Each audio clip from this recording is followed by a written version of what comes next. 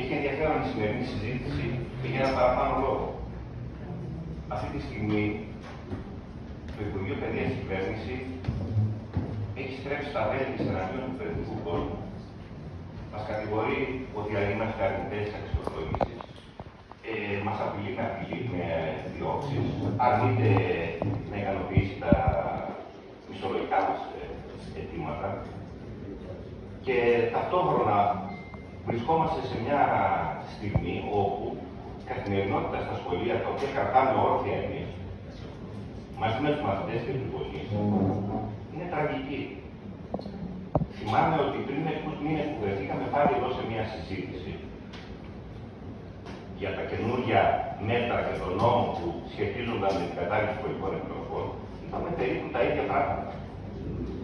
Έχω την αίσθηση δηλαδή ότι από την τελευταία τοποθέτηση που κάναμε δημόσια μέσω ανακοίνωσης δεν άλλαξαν και πολλά πράγματα. Ακούω εδώ ότι παραδείγματος χάρη δεν υπάρχουν έσοδα από τα φωτοβολταϊκά. Ερώτηση. Υπάρχουν σχολεία που έχουν φωτοβολταϊκά και δεν είναι συνδεδεμένα με το δίκτυο του ρεύματος και δεν εισπράττει τίποτα ο Δήμος? Υπάρχουν. Υπάρχουν έσοδα από τα κηλικεία τα οποία είναι διαφυγόντα? Υπάρχουν. Υπάρχουν σχολεία που δεν είναι καν βαμμένα εδώ και 25 χρόνια? Υπάρχουν. Το τρίτο λύκειο της Νίκαιας, όπου το δάπεδο της αυλής έχει ξυλωθεί, έχει διαλυθεί. Έχει να βαφτεί 25 χρόνια το τρίτο λύκειο και το τετάρτο γυμνάσιο. Γιατί? Έχουμε πάρει μέτρα για να βελτιωθεί η καθημερινότητα των παιδιών που θα δώσουν εξετάσεις, κυρίως πανελλαδικές? Έχουμε κλιματισμό σοβαρό στα λύκεια? Όχι. Όχι παντού. Πώς θα αντιμετωπίσουμε την αντίληψη που έχει παραδείγματος χάρη το κράτος ότι πρέπει να κάνουμε μάθημα σε 28 παιδιά μέσα στην τάξη? Δεν πρέπει να το αντιμετωπίσουμε όλοι μαζί, θέτοντας και το ζήτημα της υποχρηματοδότησης, της υποστελέχωσης των υπηρεσιών? Να το διεκδικήσουμε μόνο με ευχολόγια? Τι γίνεται για την ασφάλεια των κτηρίων? Είναι ασφαλή τα κτίρια? Από αυτό που μας είπε εδώ τώρα ο αντιρρήματος προηγουμένως, εγώ αντιλαμβάνομαι, δεν το ξέρουμε δηλαδή γιατί το ζούμε μέσα στα σχολεία, τα περισσότερα κτίρια είναι παλιά. Αντισυσμικός έλεγχος έχει γίνει? Όχι. Πότε θα γίνει? Στον επόμενο μεγάλο σεισμό εκ των υστέρων? Πάμε δηλαδή για κάτι να λέμε θα μπορούσαμε να το έχουμε προλάβει, δεν τα καταφέραμε? Έχω την εντύπωση επομένως ότι με διαφορετικό τρόπο πρέπει η Δημοτική Αρχή να σταθεί δίπλα στα σχολεία. Να αντιληφθούμε ότι οι διευθυντές και οι εκπαιδευτικοί είναι συνεργάτες, πρέπει να είναι συνεργάτες του Δήμου. Δεν είναι υπάλληλοι.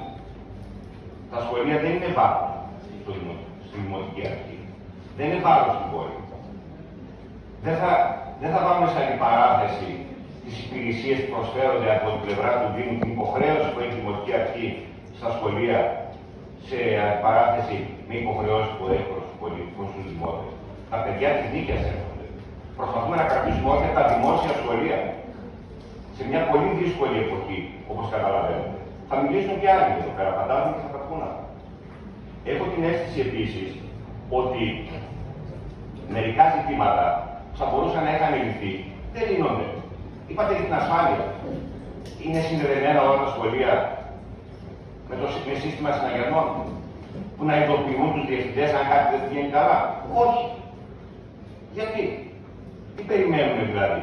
Να γίνει μια μεγάλη ζημιά, να γίνει μια μεγάλη καταστροφή? Επομένως, τι θα κάνουμε για την επόμενη χρονιά?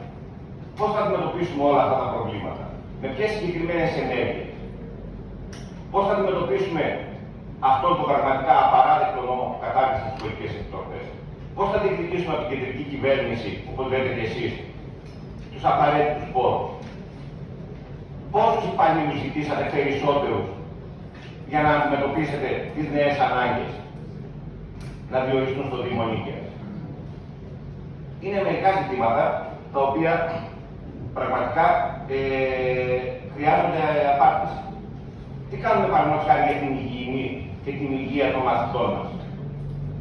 Απετομώσεις, απολυμάνσεις έχουν γίνει όλα αυτά στο χρονικό διάστημα που έπρεπε να γίνουν? Στείλατε φάρμακα αυτόν τον καιρό. Πολύ σωστά. Όχι όμως για τα παιδιά που φύγουν φέτος, έτσι δεν είναι? Το Σεπτέμβριο. τώρα δεν έχουν πραγματικά μαθητές στα σχολεία, έτσι δεν είναι. Ξεκινάνε οι εξετάσεις, τα σχολεία κλείσαν. Τουλάχιστον στις δευτεροβάθμιες εκπαίδευσης. Άλλο ζήτημα. Άκουσα με πολύ προσοχή τον κύριο Αντιδήμαρχο των Οικονομικών, τον είχα ακούσει και στην προηγούμενη συζήτηση. Σχετικά με την παγία. Δεν έχω καταλάβει. Εγώ που θα πάω το πρωί στο σχολείο και θα βρω τις κλειδαριές χαλασμένες, ας το πούμε έτσι. Πρέπει να κάνω έτοιμα. Όχι, ρωτώ εγώ, πώς γίνεται αυτό το πράγμα. Πρέπει να κάνω έτοιμα για να αλλάξω τις κλειδαριές. Πρέπει να κάνω έτοιμα για ένα γεγονός κατεπήγον που θα συμβεί. Όλοι οι διευθυντές των σχολείων παραπονούνται για τη φοβερή καθυστέρηση με τα αιτήματα. Για να πάρω δηλαδή ένα μελάνι, ένα κουτί μελάνι, για να γράφουν με τον πίνακα, πρέπει να κάνω έτοιμα. Δεν μπορώ να του πάρω την παγία κατευθείαν. Δεν υπάρχει ένας τρόπος, νόμιμος τρόπος, αλλά ουσιαστικός όμως, όχι κολλώντας το γράμμα του νόμου, να λειτουργήσει το σχολείο στην καθημερινότητά του. Είναι τόσο δύσκολο αυτό. Επομένως, κλείνοντας, θα ήθελα να πω το εξής. Νομίζουμε ότι η επόμενη χρονιά δεν πρέπει να μας βρει, έτσι όπως θέλει η τεχνική.